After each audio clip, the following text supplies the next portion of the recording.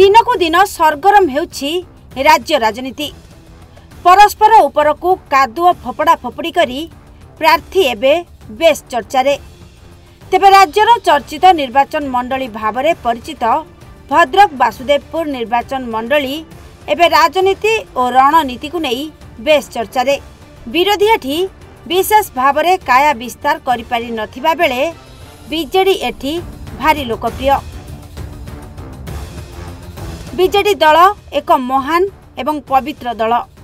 एठारे दुर्नीति एवं भ्रष्टाचारी मानकर कौनसी स्थान नहीं।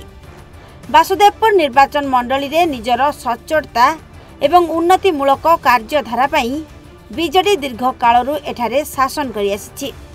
पूर्व इलेक्शन रे बीजेपी एठारे तृतीय स्थान रे रहितिबा बेले 2024 इलेक्शन रे बीजेडी दलरू बहिष्कृत होइथिबा नेतांको बीजेपी टिकेट देबारू केतदूर लड़ई हेबो एहाकु नेई चर्चा जोर धरिछि।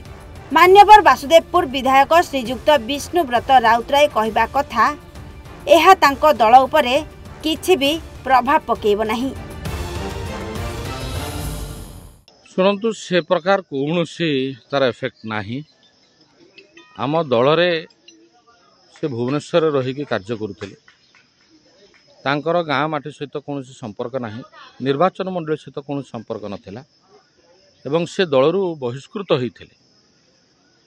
एवं आश्चर्यर कथा गोटे दलरू हठात बहिष्कृत होइथिबा चरित्र को बीजेपी परि दल प्रार्थी करिछि। तो आमे ए बाबद रे आउ आलोचना करिया को मु बेसी चाहू नाही। बिजु जनता दल निश्चित भाव में एक नंबर थिला। आगामी दिन मध्य निर्वाचन मंडली स्तर में एक नंबर हम।